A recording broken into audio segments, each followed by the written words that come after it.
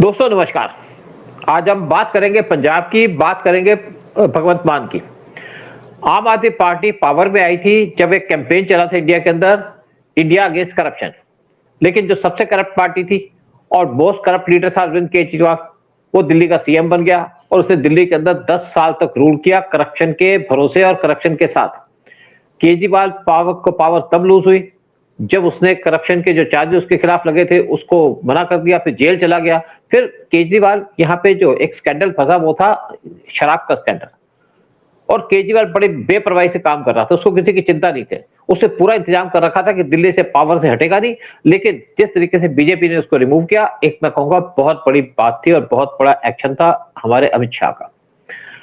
उसके बाद पंजाब के अंदर भी इलेक्शन हुआ, वहां पे भी केजरीवाल की पार्टी पावर में आ गई, क्योंकि शायद लोगों को पता नहीं था कि केजरीवाल कैसा करप्ट आदमी है। लोग थोड़ा सुनते नहीं है, ये लोग समझते नहीं है बात को।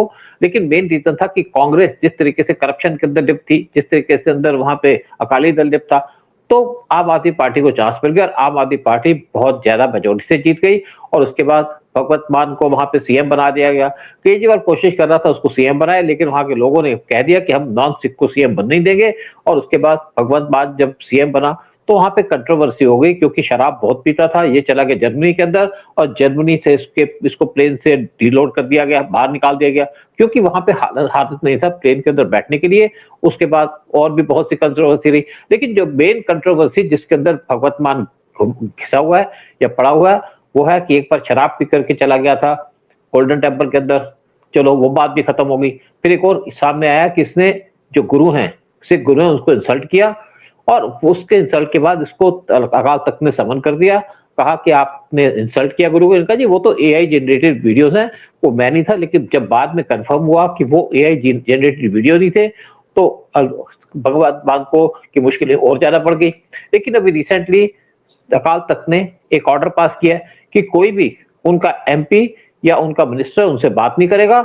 और इसी पे हम चर्चा करेंगे कि क्या आम आदमी पार्टी जो इलेक्शन होने वाला पंजाब के अंदर उसके अंदर पावर में आ पाएगी, क्या भगवंत मान को अकाल तख्त के द्वारा जो समन भेजे गए हैं उससे बरी हो पाएंगे। और बात करने के लिए हमारे साथ बैठे हैं राजन खन्ना जी।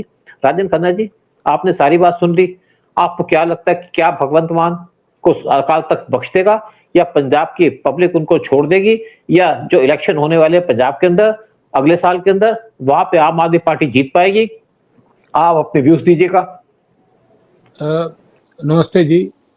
ये जो आपने कहा ना कि भगवंत मान को क्या ये अकाल तख्त बख्श देगा, तो बख्शेगा नहीं। देखिए उसका कारण है कि ये जो भी अभी इन्होंने पिछले ये 2026 में शुरू की ना बातचीत, ये किस्से पुराने हैं, ये आज के नहीं है। आज इसलिए खोले गए क्योंकि आने वाले अगले साल फरवरी में 2027 में पंजाब में इलेक्शन है, तो इलेक्शन के लिए खोले गए। इलेक्शन आने तक ये जो किस्से हैं बंद नहीं होंगे।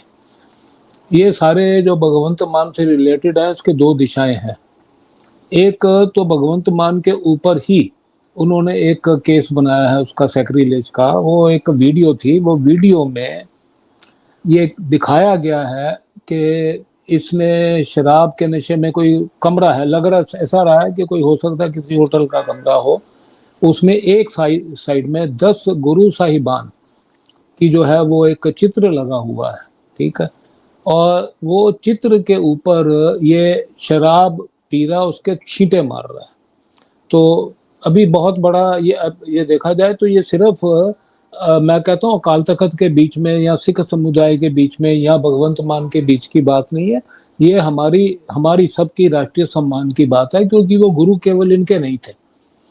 वो 10 के 10 जो गुरु साहब है ना, वो भारत के गुरु हैं। गुरु ग्रंथ साहब जो है भारत का बहुत बढ़िया ग्रंथ है। गुरु ग्रंथ साहब जिसमें 36 भक्तों की वाणी है, पूरे भारत से वो आए हुए हैं।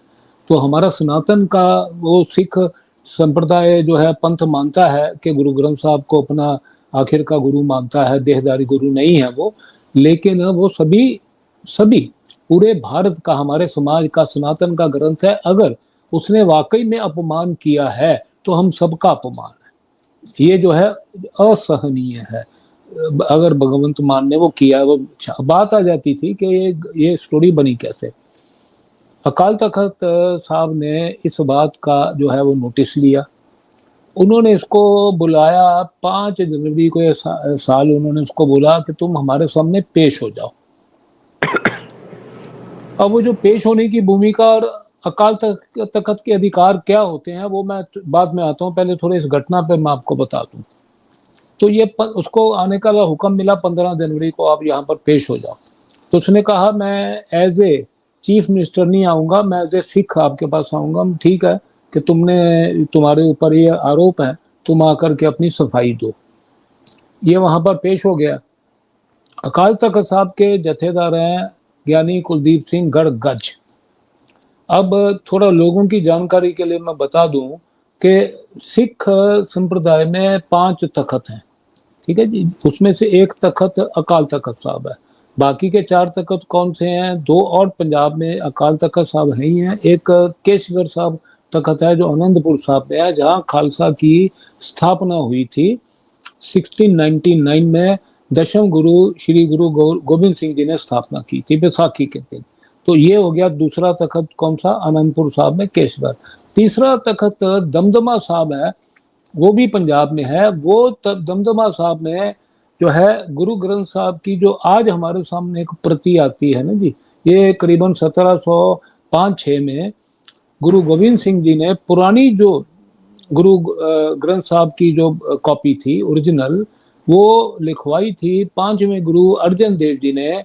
जो आज गोल्डन टेम्पल है वहां पर उसका उन्होंने 1604 में वो प्रति जो है उसका प्रकाश हुआ था। प्रकाश मतलब उसका जो पहला पाठ हुआ था, तो वो पहले ग्रंथी भाई बुड्ढा जी थे, उन्होंने वहां पर 1604 में प्रकाश किया वो प्रति जो थी उसमें। और जो ये 1706 में गुरु गोविंद सिंह जी ने लिखवाई दमदमा साहब में, उसमें केवल इतना अंतर था कि पहले वाली प्रति में 5 गुरु साहब की बानी थी और बाकी सब भगत थे, भट्ट थे 11, गुरसिख थे 4। तो ये मिलाकर के गुरु गोविंद सिंह जी ने जो 9वें गुरु श्री गुरु तेग बहादुर जी हैं, जो गुरु गोविंद सिंह जी के जो पिताजी थे, उनकी वाणी भी उन्होंने उसमें दर्ज कराई। तो फाइनल प्रति जो है गुरु ग्रंथ साहब की, ये दमदमा साहब में जो संकलित हुई। मैंने बहुत संक्षेप में लोगों की जानकारी के लिए बताया, इसलिए दमदमा साहब तख्त तीसरा तख्त है। बाकी 2 तख्त जो पटना साहब है उसमें जन्म हुआ था 1666 में, श्री गुरु गोविंद सिंह जी का जन्म हुआ था पटना साहब में। इसके लिए एक तख्त जो है वो बिहार में पटना साहब हो गया। और जहां पर उनका देहावसान हुआ था श्री गुरु गोविंद सिंह जी का 1708 में, वो नांदेड़ में है। उसको भी सचखंड साहब हजूर साहब कहते हैं उस तख्त को। तो ये 3 तख्त हो गए पंजाब के भीतर, 2 तख्त हो गए पंजाब के बाहर, ठीक है। अच्छा, अब जो 3 पंजाब के उसमें अकाल तख्त साहब के पास ही अथॉरिटी है कि जो भी सिख समुदाय के साथ में लगी हुई कोई भी बात होती है, कोई किसी प्रकार का फरमान होता है, कोई फतवा इन्होंने करना है, तो अकाल तख्त साहब की अथॉरिटी है। अकाल तख्त साहब ने, जैसे मैंने अभी बताया कि उन्होंने समन किया था इसको भगवंत सिंह मान को कि भाई तेरी जो ये वीडियो है जिसमें तू अपमान कर रहा है गुरु साहबों का, इस पे सफाई देने के लिए आ। ये उसमें साफ इसने मना कर दिया, भी मैं इसमें नहीं हूँ। तो इसने क्या कहा, ये तो जी आजकल आर्टिफिशियल इंटेलिजेंस से बन जाती है, उसके द्वारा ये प्रति बनाई गई है। तो उन्होंने कहा ठीक है, तू इसके प्रमाण दे और हम भी इसकी इन्वेस्टिगेशन करवाएंगे। इसने जो प्रमाण दिए वो झूठे प्रमाण थे। मतलब इसने लैब टेस्ट वगैरह जब करवाई ना, तो बाद में वहां पर रिपोर्टर गए तो उन्होंने कहा कि वो लैब वहां पर उस जगह पे है ही नहीं है। अच्छा, अब रह गई बात कि उन्होंने जो वेरिफिकेशन करवानी थी अकाल तख्त साहब ने, उन्होंने करवाई तो उन्होंने कहा नहीं, ये आर्टिफिशियल इंटेलिजेंस की नहीं है, ये तुम्हारी जो है ये फॉरेंसिक जो हमारी इन्वेस्टिगेशन हुई है उसके हिसाब से इसमें तू ही है, ठीक है। उस समय जब इसने सब कांड किया था, ये केश और दाढ़ी नहीं रखता था क्योंकि यह कॉमेडियन था भगवंत मान। तो उसकी उस वीडियो में बिना केशधारी के ये उसमें ये है। ये तो हो गई बात इसकी व्यक्तिगत। दूसरी बात जो हुई ना सैक्रिलेज की श्री गुरु ग्रंथ साहब जी की, वो ऐसा हुई, देखिए पंजाब में 2002 में कांग्रेस थी, 2000 2007 में अकाली दल और बीजेपी की संयुक्त सरकार आई, ठीक है। क्योंकि अकाली जब भी पंजाब में आते हैं ना जी, ये ध्यान में रखिए हमारे दर्शकों के लिए, वो बीजेपी का पहला अवतार जनसंघ था, उसके साथ में आते थे कोलिशन लेकर, और बाद में जब बीजेपी बन गई तो बीजेपी के साथ ही आते हैं, क्योंकि अकेले अपने दम पे सरकार नहीं बनती।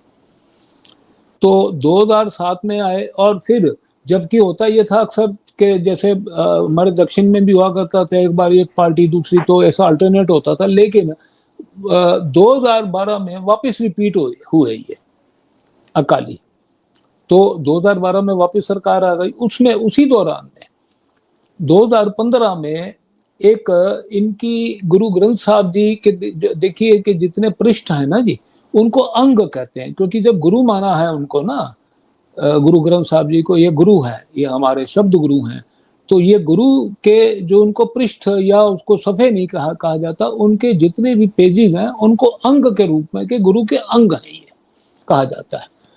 तो गुरु के अंगों का अपमान जो है 2015 में जो है वो हुआ, शरारती लोगों ने किया, और भी कई उन्होंने उस वक्त हरकतें की, जिससे क्या है कि सिख समाज की भावनाएं आहत हों और फिर दंगे भड़कें और सरकार के लिए जो है वो प्रश्न जो है वो लगे।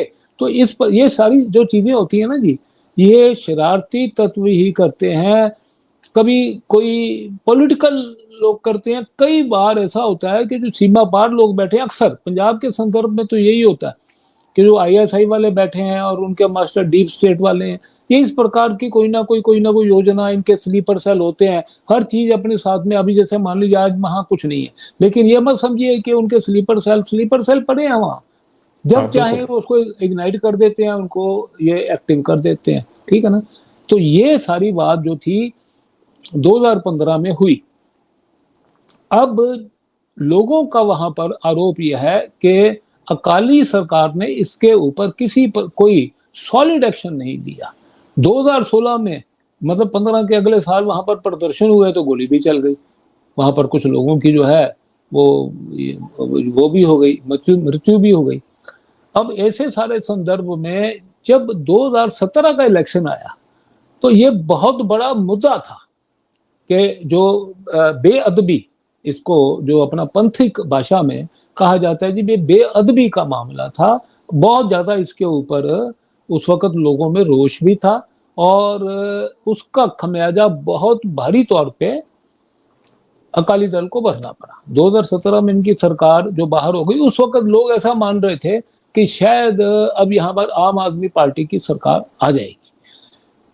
उसके कारण क्या थे कि इसको ये तो बिना किसी शक के ये बात तय है कि केजरीवाल जो है वो डीप स्टेट का आदमी है, ठीक है। मैं बहुत दफा अपने शो में कह चुका हूं, मैंने कितने राइट अप लिखे हैं, मैंने एक एक चीज का उसमें सबूत दिया है कि क्या कारण है। क्योंकि सबसे बड़ी बात आ जाती है कि जिसको मेगा से अवार्ड देते हैं ना ये लोग वेस्ट वाले, उसकी कुछ ना कुछ जो होती है बिल्कुल नहीं, मेगा से अवार्ड जो है नेचुरली बात है कि आपका सीए देता है इनकी। अच्छा, फिर केजरीवाल को जो पैसे मिले थे, उसको पैसे मिले थे फोर्ट फाउंडेशन से कई करोड़ रुपए मिले थे। मैं बिल्कुल मैं वो एक अपना कई बार हम कह चुके हैं, फिर वापस एक बार करेंगे उसके ऊपर।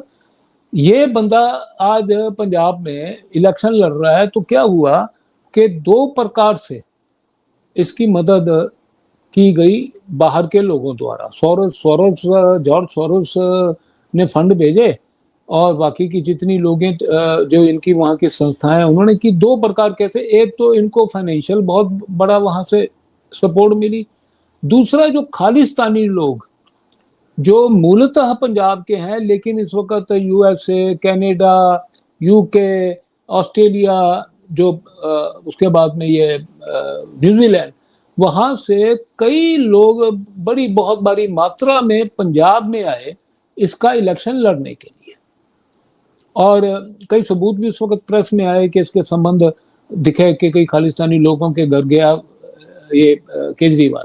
तो 2017 में इलेक्शन से पहले एक ऐसी हवा बन गई थी, लोग कह रहे थे कि भाई ये बार का असेंबली का जो इलेक्शन है वो आम आदमी पार्टी जीत जाएगी। लेकिन कई और कारण भी उसमें राजनीतिक जुड़ गए आकर, तो अंततोगत्वा वो इलेक्शन जीता कांग्रेस ने, ठीक है। 2017 से लेकर के 2022 तक पंजाब असेंबली में कांग्रेस रही, लेकिन इसका वो जो वहां पर पौधा लगाया हुआ था ना 2017 से, वो रंग लाया 2022 में। 2022 में इसने क्लीन स्वीप की है। मतलब आप देख लो कि 117 के जो असेंबली का टोटल सदस्यता है पंजाब की, उसमें से 90 के ऊपर लगभग इसके सदस्य हैं। कांग्रेस के वाली 17, अपना बीजेपी 2-3 है, अकाली दल के 2-3 है, बीएसपी, वो मतलब सब ये 2-2, 3-3 नंबर में ही है। तो 117 टोटल थे। अब वो जो बेअदबी का मैंने आपको 2015 का मामला बताया ना, वो सुलग रहा था, ठीक है। उसके बारे में किसी प्रकार की कोई भी सॉलिड एक्शन नहीं लिया गया। तो अब इलेक्शन सिर पे है, तो उस वक्त सब पार्टियों को याद आता है कि हमने कुछ वादे किए हैं या इलेक्शन जीतने के लिए काम करना है, तो उन्होंने फटाफट ना एक कानून बनाया बेअदबी सैक्रिलेज लॉ करके। वो लॉ इन्होंने बनाया, पास करवा लिया, पास हो गया। पास होकर के जब उसकी कॉपी अकाल तख्त साहब के पास मान लीजिए गई होंगी, तो उन्होंने उसके ऊपर काफी चीजें जो क्वेश्चन मार्क लगा दिया। वो कहते हैं कि नहीं, ये तो जो पंथक मामला है, ठीक है, बेअदबी का मामला ये पंथक मामला है, पंथ से सलाह मशवरा किए बगैर आप ये कानून कैसे बना सकते हो, ठीक है। इन्होंने पंजाब असेंबली के जो सिख मेंबरान है उनको इन्होंने बुला लिया यहाँ पर, मतलब विच वॉज क्रॉस पार्टी के, उसमें आम आदमी पार्टी की मेजोरिटी थी, वो तो सब गए, कांग्रेस वाले भी गए, बाकी भी जो थे सबको इन्होंने 29 जून को ये साल अकाल तख्त में बुला लिया, जहां पंज प्यारे साहब भी थे और ज्ञानी कुलदीप सिंह गड़गज जो वहां के अकाल तख्त साहब के जत्थेदार हैं, वो उन्होंने इनके साथ से उनसे जो है पूरी तरह सामने आमने जवाब तलब किया। तो इन्होंने पहले तो ये कहा उनको कि आपने ये पूरा एक्ट पढ़ा है क्या। तो मतलब ये एक बड़ी हैरानी की बात थी कि जिनको वो प्रश्न कर रहे थे सब लोग सामने बैठे हुए थे, तो एक एक करके आपने पढ़ा है क्या, बोला नहीं साहब मैंने तो नहीं पढ़ा, ठीक है। दूसरे को पूछा, अब पढ़ा नहीं, तो भाई आपने पढ़ा नहीं है, एक्ट बन गया, पास हो गया, गवर्नर साहब की मोहर लग गई। फिर उन्होंने कहा इनको बड़ी विनम्रता से कि आपको यहाँ आने से पहले वो एक्ट पढ़ लेना चाहिए था, ठीक है। फिर इन्होंने कहा अकाल तख्त साहब के जथेदार साहब ने कि भैया ऐसा है, ये हमारी ऑब्जेक्शंस है इसमें, है ना, ये ऑब्जेक्शंस आप दूर करोगे तभी जो है हम समर्थन करेंगे इस एक्ट का, तब तक नहीं करेंगे। तो उसमें कुछ चीजें ऐसी थी, एक तो क्या, एक शब्द इन्होंने एक्ट में यूज किया था कस्टोडियन का, ठीक है ना, कि गुरु ग्रंथ साहब के जो कस्टोडियन है उनकी जिम्मेवारी होगी कि अगर, तो उन्होंने कहा नहीं भी ये हमारे पंथक शब्द नहीं है, आप ये नहीं यूज कर सकते, आप जो है वो उसके लिए अलग अलग, क्योंकि गुरु ग्रंथ साहब का पाठ जो होता है गुरुद्वारा में भी होता है, घरों में भी होता है, उनका प्रकाश किया जाता है, कोई ना कोई विशेष फंक्शन होते हैं जहाँ पर प्रकाश किया जाता है, वहां पर इसको ले जाने वाले, इसकी इनके ताबे में, इनकी हुजूरी में खड़े करने वाले लोग हैं, उनके अलग अलग भूमिकाएं, ठीक है। घर में है तो गृहस्थ आदमी है तो उसकी जिम्मेवारी है। इस प्रकार से उन्होंने कहा कि भी कस्टोडियन वर्ड आप जो है आप इसमें यूज नहीं कर सकते। मैं आपको थोड़ी सी जो जो उनकी ऑब्जेक्शन थी उसके बारे में मैं चर्चा कर रहा हूँ। फिर एक चीज और थी कि एक ना घटना हो गई थी 2-3 साल पहले स्वर्ण मंदिर में, एक मेंटली डीरेंज्ड जो बेचारा अपने जो जिसको हम कह सकते हैं कि वो एक पागल लड़का था छोटी उम्र का, उसने अपने, उसको तो विवेक नहीं है, बुद्धि नहीं है, तो उसने वो वहां पर जाकर के गुरु ग्रंथ साहब के जहां पर ग्रंथी पाठ कर रहे हैं ना, तो वहां पर जाके कुछ उसने अटैक करने की कोशिश की। तो ये तो क्या सब गुस्से में आकर बिना ये पता किए कि बेचारा अपनी मेंटल उसमें है कि नहीं है होश में, तो उन्होंने उसको मार दिया। अब ये घटना तो बहुत बड़ी, क्योंकि देखिए कि मैं मेन मुद्दे से थोड़ा सा साइड में आता हूं कि वो घटना भी जो है वो बहुत बड़ी एक दुर्भाग्यपूर्ण है कि क्योंकि गुरु ग्रंथ साहब के गुरु तो उसमें खुश नहीं हुए होंगे ना, कि मुझे बताइए जिस परमात्मा का नाम लिया गया है उस परमात्मा के नाम के ऊपर आपने उस अमानवीय तरीके से उस बेचारे की हत्या कर दी, बाद में पता लगा पागल था। तो ये जो घटना अपने आप में भी एक बहुत बड़ी दुर्भाग्यपूर्ण थी। लेकिन ये जो भी सैक्रिलेज एक्ट बना उसके संदर्भ में उन्होंने उसमें एक क्लॉज जोड़ी थी कि इस प्रकार की अगर घटना होती है, मान लीजिए कि कोई पागल व्यक्ति है, कोई बेचारे की बुद्धि कमजोर है, ऐसा प्रकार का कोई व्यक्ति अगर आके बेअदबी करता है तो उसकी जिम्मेवारी उसके परिवार की होगी। तो इसके ऊपर भी जो है वो जथेदार साहब ने प्रश्न चिन्ह लगाया कि भैया इसके बारे में आप स्पष्टता दीजिए कि क्या है। तो कुल मिलाकर के ऐसी चीजें थी कि उन्होंने कह दिया कि ये जो एक्ट आप सुधार कर हमारे पास लेकर आइए, ठीक है। अब जो हाल लेटेस्ट घटना ये हुई है कि इन्होंने अपनी तरफ से जो भी उसमें अमेंडमेंट प्रपोज की हैं उनको जथेदार जी ने जो है वो नकार दिया है, उन्होंने उसको मंजूर नहीं किया है, उसको रिजेक्ट कर दिया है कि ये आपकी अमेंडमेंट हमें मंजूर नहीं है। तो ये सारी जो स्टोरी है वो बन रही है। अब क्या है कि इन्होंने जो इसमें एक चीज और जोड़ दी कि कोई भी व्यक्ति जो है सिख जो इसे मान के साथ में संबंध अपना, अभी भैया चीफ मिनिस्टर है वो तो कैबिनेट चलानी है उसने, पूरी असेंबली उसने चलानी है, तो कैसे होगा, और मैक्सिमम मेंबर भी यहाँ पर सिख है। तो ये चीजें जो है ना वो इनको उन्होंने एक प्रकार का घेरने का प्रयास कर लिया है कि ये आने वाले इलेक्शन में इस ये मुद्दे के ऊपर, और ये काफी बड़ा मुद्दा रहेगा, ध्यान रखिए पंजाब के इलेक्शन पे। अब मैं आ जाता हूँ कि इसका असर क्या पड़ेगा पंजाब के इलेक्शन पे। जैसे मैंने आपको बताया कि 2015 2016 की घटनाओं ने जो इलेक्शन 2017 में हुआ उस पर बहुत बड़ा असर लेकर आया, यहाँ तक कि वो 2022 में भी मामला गर्म था। जब तक ये पूरी तरह सॉल्व होगा नहीं, इसको लेकर के कुछ ना कुछ पॉलिटिकल पार्टियां इसको एनकैश करती रहेंगी। अब पंजाब में बहुत जबरदस्त मल्टीपोलर जो है वो इलेक्शन है, हर मुद्दा पंजाब में इस वक्त इम्पोर्टेंट हो गया है, ठीक है। एक आम आदमी पार्टी की परफॉर्मेंस जो है वो 0 है, ठीक है।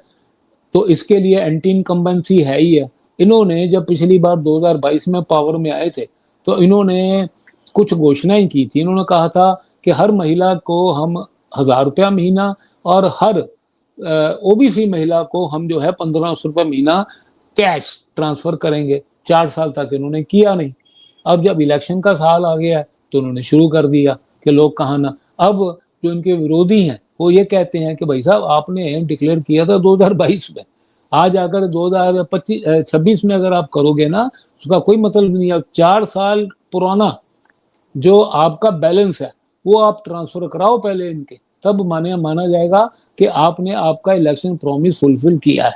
तो पैसा कहां से आएगा? सबसे ज्यादा कर्जे में डूबी हुई स्टेट जो है पंजाब है, ठीक है। कोई वेलफेयरिज्म उसका जो वेलफेयरिज्म इन्होंने दिल्ली में किया था ना, इन्होंने कहा पंजाब में कर लेंगे, वो होना नहीं है, पैसा नहीं है, ठीक है। तो अच्छा एक तो ये मुद्दा उनका है ही है। एंटी इनकम्बेंसी के हिसाब से टोटल इनका जो वहां पर गवर्नेंस मॉडल है पंजाब में फेल है, ठीक है। अब ये कोशिश कर रहे हैं कि अभी कुछ इमोशनल इश्यूज के ऊपर, ताकि लोग जो इनकी गवर्नेंस फेलियर है उससे ध्यान हट करके इमोशनल इश्यूज पे आ जाए। ये फिल्म आई बीच में जो सतलुज है उसके ऊपर भी दबा के पॉलिटिक्स हुई है, ठीक है। वो फिल्म देखा जाए तो वो अर्ध सत्य थी, मतलब उसमें आधा सच था।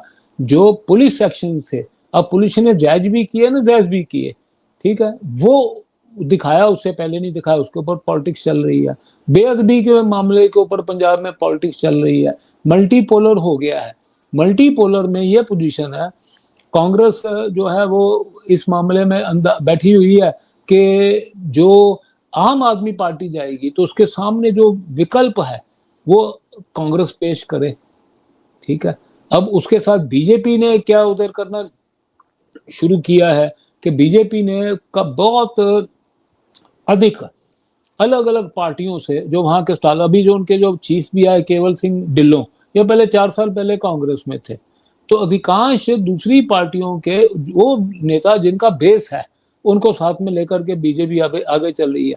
एक सबसे बड़ा फैक्टर जो इसमें आएगा ना जी, जिसमें ये हमारा आज का मुख्य विषय था, अकाल तख्त साहब ने जो बोल दिया कि इसकी बाइकाट करो, वो ऐसा है कि कुछ कॉन्स्टिट्यूएंट पंजाब में ना जी, करीबन अगर उसको टोटल हम बांटेंगे सेक्शन में, तो पंजाब के डिस्ट्रिक्ट जो है, एक माझा का जो इलाका आ जाता है, जिसमें माझा इलाके में अमृतसर, तरन तारण, पट्टी, ये सारा इलाका जो है ना जी, और फिर उसके बाद नीचे मालवा है, पेप्सू है, और ऊपर के साइड में ये गुरदासपुर, पठानकोट, होशियारपुर, जो माझा इलाका है उसमें जो खडूर साहब की सीट है, जिसको पहले तरन तारण कहा जाता था, ये सीट को पंथक सीट कहा जाता है। मतलब लोकसभा के दृष्टिकोण से इसमें होंगे 8, 10, 12 वटेवर नंबर असेंबली की भी होंगी। इसमें जो जीता था अमृतपाल सिंह, जो आजकल जेल में है। हाँ, जेल में है, वो जेल से ही इलेक्शन लड़ा, वो उसने यहाँ बाई इलेक्शन हुआ था, वो सीट जो है उसमें जीती हुई है। एक सीट इसी तरह से असेंबली की थी, जो इंदिरा गांधी का हत्यारा बेअंत सिंह था, उसका बेटा जो है, उसको भी इन्होंने लड़वाया, वो भी अपना वहां पर एक सीट जीता। तो भी सवाल ये आ जाता है कि मेन स्ट्रीम पॉलिटिकल पार्टी से हट करके भी वो लोग जो एक कहते हैं कि बिल्कुल नंगी तौर से भी जो सेपरेटिस्ट है, वो भी आज वहां पर इलेक्शन लड़ रहे हैं। तो उसमें धार्मिक भावनाएं जो है ना, वो बहुत ज्यादा बरकाई जाएंगी आने वाले इलेक्शन में। तो ये सब कुछ मिला करके मेरा ऐसा मानना है, इस वक्त तो किसी चीज की कोई प्रोडिक्शन नहीं की जा सकती, क्योंकि क्या होता है कि मेरा ख्याल से आम आदमी पार्टी की भूमिका नजर आ रही है, क्या कांग्रेस की नजर आ रही है, बीजेपी और आने वाले समय में क्या कदम ले रही है उसके बारे में स्पष्टता नहीं है। क्योंकि बीच में एक ऐसी बात भी चल रही थी कि जो कांग्रेस का कुछ समय तक चीफ मिनिस्टर रहा चन्नी, जो दलित फेस है, वो भी नाराज है। कांग्रेस के भीतर बहुत बड़ी इस वक्त भी गुटबंदी बहुत ज्यादा चल रही है, तो वो चन्नी नाराज है। चन्नी अगर बीजेपी में आ जाता है तो उसके साथ में बहुत बड़ा जो दलित सिख, क्योंकि दलित जैसे वहां पर हिंदू दलित भी हैं, सिख दलित भी हैं, जिनको मतलब सिख दलितों को ज्यादा करके मजहबी कहा जाता है, तो वो वोट बैंक एक बीजेपी को ट्रांसफर हो सकता है। तो ये सब चीजें जो आने वाले तो पॉलिटिकल डेवलपमेंट तो आने वाले समय पता लगेंगी। लेकिन एक बात तय है कि ये जो रिलीजन का एक जो पार्ट है, इसका जो फैक्टर है, ये इलेक्शन में बहुत ज्यादा प्ले करेगा। और अकाल तख्त साहब आने वाले टाइम पे और ज्यादा जो है इसमें, क्योंकि एसजीपीसी देखिए कि पंजाब में जो श्रोमणी अकाली दल है ना जी, जिस जो भी सुखबीर बादल है, प्रकाश सिंह बादल जी का बेटा, वो उसका करता धरता है, उसका प्रभाव श्रोमणी गुरुद्वारा प्रबंधक कमेटी में बहुत अधिक है। दोनों का चोली दामन का साथ है। और एसजीपीसी का प्रभाव जो है वो तख्तों के ऊपर बहुत है। तो अब वो प्रभाव जो है उसका क्या रंग आता है, ठीक है, बीजेपी कैसे काउंटर करती है, ये आने वाले समय में पता लगेगा। लेकिन एक और चीज यहाँ पे आ रही है कि आपके जो सिद्धू है, जो क्रिकेटर था, वो बीजेपी में आने के लिए कोशिश कर रहा है, क्योंकि बीजेपी को कोई सिख फेस भी चाहिए। एक तो जो वहां पे बेअंत सिंह या जो उनका सीएम था जिसका मर्डर हुआ था, उसका पोता तो है बीजेपी के अंदर, लुधियाना से वो इलेक्शन लड़ता है, लेकिन सिद्धू के आने की बात चल रही है, कुछ और लोग यहाँ पे लेके आने चक्कर में। और इस टाइम पे अकाली दल भी चाहता है कि नेचुरल इलेक्शन का टाइम है कि बीजेपी के साथ अलायंस कर ले, छुपाओ अलायंस कर ले, क्योंकि अकाली दल की जो होल्ड है वो सिटीज के अंदर तो है नहीं, उसकी तो विलेजेस के अंदर है। लेकिन ये जरूर है कि इस टाइम पे जैसे अमरिंदर सिंह, उसकी वाइफ को भी कह सकते हैं कि वो भी शायद सीएम की फेस होगा बीजेपी की तरफ से, कैप्टन अमरिंदर सिंह का। लेकिन ये भी लोग आजकल कह रहे हैं कि जैसे पंजाब के लोग पे यहाँ पे बात चल रही है कि हमने कांग्रेस को भी देख लिया, हमने आम आदमी पार्टी को भी देख लिया, हमने अकाली दल को भी देख लिया, क्यों ना बीजेपी को एक चांस दिया जाए। और कुछ असेसमेंट जो चल रही है वहां पे ये है कि यहाँ पे जो नेक्स्ट इलेक्शन होगा वहां पे बीजेपी को 40 से 45 सीटें मिल सकती है, कुछ कांग्रेस को मिलेगी, कुछ आम आदमी पार्टी को मिलेगी, और अकाली दल का क्या रोल होगा इस पे डिपेंड करेगा। और हो सकता है कि नेक्स्ट इलेक्शन के अंदर बीजेपी और अकाली दल का दोबारा से अलायंस हो, पावर के लिए तो हर एक आदमी कोशिश करता है। आप अपना विचार दीजिएगा मुझे। देखिए, एक एक बात है, जैसे आपने सिद्धू की बात की ना, तो मेरा ऐसा मत है कि सिद्धू बीजेपी के लिए कोई असेट साबित नहीं होगा, क्योंकि उसने अपनी बदजुबानी की वजह से, है ना, उसको, जो आदमी राजनीति में होते हैं ना, कि सबसे पहले उनको अपनी शब्दों पे कंट्रोल होना चाहिए। तो जब तो तक पहले बीजेपी में था, ये बड़ा नाम था, इसको पंजाब में सीएम चेहरा करके प्रोजेक्ट किया जा रहा था। हो सकता है कि अगर वो बना रहता तो अभी तक सीएम बन भी जाता बीजेपी के तौर के ऊपर पंजाब में। तो अब लेकिन उसकी जो वैल्यू है खत्म है, मैं नहीं समझता कि बीजेपी को कोई उसकी वैल्यू की जरूरत है। दूसरी बात, सिख चेहरों के हिसाब से देखें तो बीजेपी का पास में इस वक्त पर्याप्त सिख चेहरे हैं। मैं आपको बताता हूँ ना, इस वक्त केवल सिंह ढिल्लों जाट्स फेस है, बीजेपी का प्रधान है, ठीक है। उसके बाद में मिनॉरिटी कमीशन के एक्स जो प्रधान जो थे लालपुरा साहब, वो बीजेपी के जो है टॉप एग्जेक्टिव, जो राष्ट्रीय एग्जेक्टिव उसके सदस्य हैं। आज जो मिनॉरिटी कमीशन के प्रधान जिनको बनाया गया ग्रेवाल, वो ग्रेवाल जो है वो पुराने बीजेपी के सदस्य हैं। इस प्रकार से बीजेपी के पास में, और रवनीत सिंह बिट्टू जो अपना बेन सिंह का पोता है ना, वो मिनिस्टर था बीजेपी में, वो हो सकता है उसको पंजाब में वापस भेजें एक सीएम चेहरा करके। तो बीजेपी के पास सिख चेहरों की कमी बिल्कुल नहीं है पंजाब में, तो पर्याप्त है। फिर एक बात और आ जाती है कि बीजेपी की रणनीति ऐसा है जी कि अभी तक मैंने आपको बताया, जब भी बीजेपी पंजाब में पावर में आई है, बीजेपी एक मिनॉरिटी ग्रुप बनकर के, छोटा भाई जिसको बोलते हैं, बनकर के अकाली दल का आई है।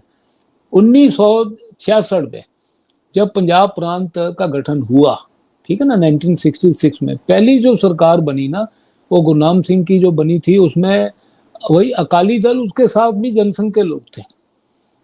1900 उसके बाद में भी 2 बार उनके साथ में रहे, और 1977 में इलेक्शन हुआ जब पंजाब में इमरजेंसी के बाद में प्रकाश सिंह बादल सीएम बने, उनके साथ में जनता पार्टी, क्योंकि उस वक्त ये सब विलीन हो गए थे ना, जनसंघ सोशलिस्ट, ये वो जनता पार्टी उनके साथ में आई थी।